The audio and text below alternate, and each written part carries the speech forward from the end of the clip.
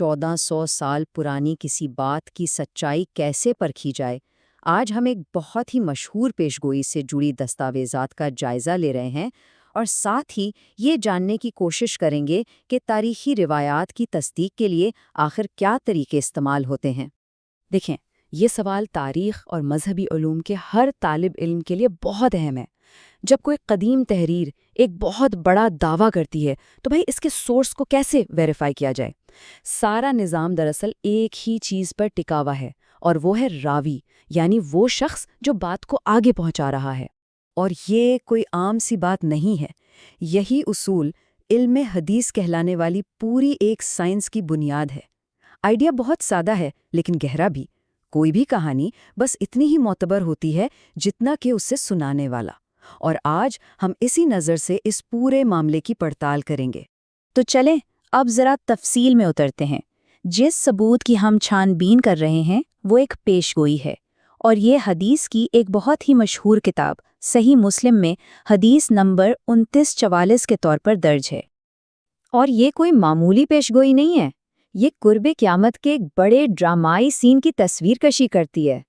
ایک جھوٹے مسیحا کا آنا، ایک بڑی آزمائش کے 40 دن جس میں ایک دن ایک سال کے برابر لگے گا، اور پھر اس کا مقابلہ کرنے کے لیے حضرت عیسیٰ کا واپس آنا۔ ظاہر ہے اس روایت کی اہمیت بہت زیادہ ہے، اور اسی لیے اس کی سچائی پر اتنی گہری بحث ہوتی ہے۔ تو پھر 1400 سال پرانے دعوے کو پرکھا کیسے جائے؟ اس کے لیے جو بنیادی ٹول استعمال ہوتا ہے وہ ہے علم الرجال۔ یہ ایک ایسی سائنس ہے جو روایت بیان کرنے والوں کی پوری چین میں ہر شخص کی زندگی کی گہرائی میں جا کر تحقیق کرتی ہے۔ لیکن، اور یہ نقطہ بہت اہم ہے، سب اس بات پر اتفاق نہیں ہے کہ یہ تحقیق ہونے کیسے چاہیے۔ اسے یوں سمجھیں کہ ہر روایت لوگوں کی ایک زنجیر کے ذریعے ہم تک پہنچتی ہے۔ علم الرجال کا کام اس زنجیر کی ہر ایک کڑی کو جانچنا ہے۔ کیا وہ شخص اچھی یادداشت رکھتا تھا؟ کیا وہ ایماندار تھا؟ کہیں اس کا کوئی سیاسی ایجنڈا تو نہیں تھا؟ مطلب ہر چھوٹی سے چھوٹی بات اہم ہے، لیکن اسی جانچ پڑتال کے اصولوں پر آ کر دو الگ الگ راستے نکل آتے ہیں۔ اور بس یہیں آ کر ہم معاملے کی جڑ تک پہنچ جاتے ہیں۔ یہی وہ بنیادی فرق ہے جہاں سے دو الگ راستے نکلتے ہیں۔ سنی مکتبہ فکر میں پیغمبر کے تمام صحابہ کے لیے آفاقی سالمیت کا اصول ہے، یعنی صحابی ہونا ہی ان کے قابل اعتماد ہونے کے لیے کافی ہے۔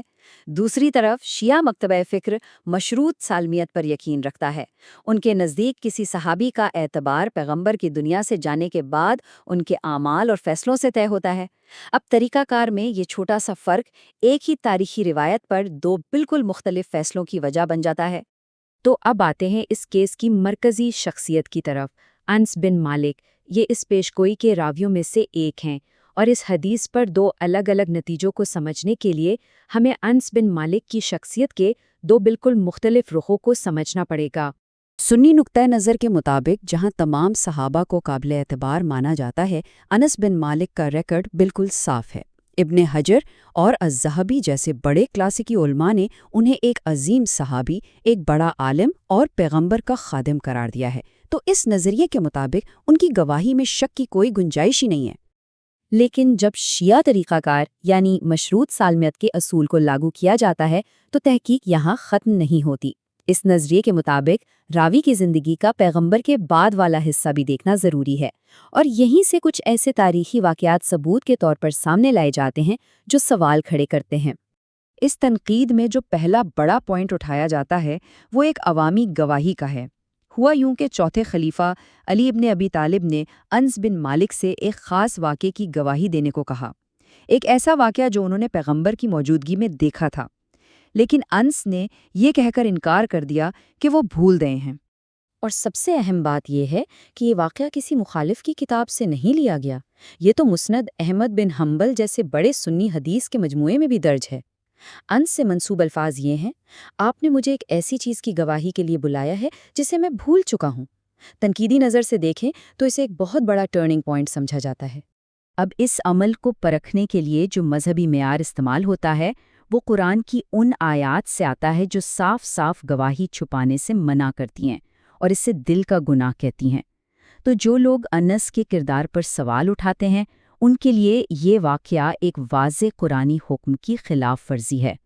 اس کے بعد بات ذاتی ایمانداری سے نکل کر سیاسی رویے تک پہنچ جاتی ہے۔ تنقید کا رخ اموی دور میں انس کی زندگی کی طرف مڑ جاتا ہے، اور اموی حکومت علی کے خاندان یعنی اہل بیت کی سیاسی مخالف تھی۔ تو سوال یہ اٹھایا جاتا ہے، کیا سیاسی دباؤ نے ان کے کاموں پر اثر ڈالا، اور پھر کیا اس کا اثر ان کی بیان کردہ روایات پر بھی پڑا؟ دوسرا بڑا واقعہ سخت گیر اموی گورنر حجاج بن یوسف کے ساتھ پیش آیا۔ روایات کے مطابق حجاج نے علی پر کھلے عام لعنت کرنے کا حکم دے رکھا تھا۔ جب اس نے انس سے پوچھا کہ وہ ایسا کیوں نہیں کر رہے، تو انس کا جواب پھر سے وہی تھا، میں بھول گیا ہوں کہ تم مجھ سے کیا کہلوانا چاہتے ہو۔ اب تنقیدی نظر سے اس جواب کو علی کے دفاع کی کوئی چالاک کوشش نہیں سمجھا جاتا، بلکہ اسے سیاسی دباؤ میں آ کر ایک اخلاقی موقف لینے سے بچنا سمجھا جاتا ہے۔ تو بس یہ وہ پوائنٹ ہے جہاں راوی کے کردار کی تحقیق سیدھی پیشگوئی کے متن سے جا ملتی ہے، یعنی کردار کی یہ خامیاں، گواہی دینے میں ہچکچاہٹ اور سیاسی مصلحت اس کہانی پر کیسے اثر ڈال سکتی ہے جو وہ سنا رہے ہیں۔ یہی اس روایت کی سچائی کے خلاف دی جانے والی دلیل کا مرکز ہے۔ دعویٰ یہ کیا جاتا ہے کہ اگر کوئی راوی سیاسی دباؤ میں آ سکتا ہے تو یہ بھی ممکن ہے کہ اس کی بیان کی گئی روایات بھی اس سیاسی ماحول کا اثر قبول کر لیں، جیسے امویوں کے ساتھ تعلقات کی وجہ سے وہ ایسی روایات کو زیادہ فروغ دیں جو حکومت کے ایجنڈے سے ملتی جلتی ہوں، اور ان روایات کو دبا دیں جو ان کے خلاف جاتی ہوں۔ اور یہیں آ کر پیش گوئی کا متن خود جانچ کی زد میں آ جاتا ہے۔ صحیح مسلم کی روایت میں دجال کو شکست دینے والے مرکزی کردار حضرت عیسیٰ ہیں، لیکن شیعہ عقیدے میں مرکزی شخصیت امام مہدی کی ہے، اور حضرت عیسیٰ ان کے نائب کے طور پر آئیں گے۔ تو تنقید یہ کی جاتی ہے کہ ایک ایسی پیشگوئی جس میں امام مہدی کے مرکزی کردار کا ذکر ہی نہ ہو، وہ امویوں کے سیاسی ایجنڈے میں بالکل فٹ بیٹھتی ہے، کیونکہ وہ پیغمبر کے خاندان سے قیادت کے نظریے کے ہی خلاف تھے۔ تو جب ثبوتوں کو دو الگ الگ طریقوں سے پرکھا گیا تو نتیجہ یہ نکلا کہ ایک ہی تاریخی روایت پر دو بالکل مختلف فیصلے سامنے آئے۔ اگر شیعہ نقطہ نظر سے اس روایت کو رد کرنے کی وجوہات کا خلاصہ کریں تو اس کی 3 بڑی بنیادیں ہیں۔ پہلی، راوی انس بن مالک کو پیغمبر کے بعد کے ان کے اعمال کی وجہ سے ناقابل اعتبار سمجھا جاتا ہے۔ دوسری، یہ روایت اس چین سے نہیں آئی جسے وہ سب سے زیادہ معتبر مانتے ہیں، یعنی پیغمبر کے خاندان کے اماموں سے۔ اور تیسری، اس روایت کا مواد یعنی امام مہدی کو نظر انداز کرنا اموی حکومت کے سیاسی مقاصد کو پورا کرتا ہوا دکھائی دیتا ہے۔ اور یہیں آ کر پوری تحقیق سمٹ جاتی ہے۔ سنی مکتبہ فکر کے لیے منطق صاف ہے، راوی پیغمبر کے صحابی تھے، لہٰذا ان کا کردار شک سے بالاتر ہے اور روایت بھی مستند ہے۔ شیعہ مکتبہ فکر کے لیے منطق اتنی ہی صاف ہے، لیکن اس کی بنیاد مختلف ہے۔ پیغمبر کے بعد راوی کے اعمال پر سوالات ہیں، لہٰذا ان کا اعتبار مشکوک ہے اور روایت کو رد کر دیا جاتا ہے۔ ایک ہی ثبوت، 2 مختلف اصول اور 2 بالکل الگ الگ نتیجے۔ آخر میں یہ 1400 سال پرانا کیس ہمیں ایک ایسے سوال پر لا کر چھوڑ دیتا ہے جو صرف مذہبی تحریروں کا نہیں بلکہ پوری تاریخ کا سوال ہے۔ جب ماضی سے کوئی کہانی ہم تک پہنچتی ہے تو کہانی سنانے والے کی زندگی کو کتنی اہمیت دینی چاہیے؟ کیا کہانی کو کہانی سنانے والے سے الگ کر کے دیکھا جا سکتا ہے؟ یہ ایک ایسا سوال ہے جو سوچنے پر مجبور کرتا ہے۔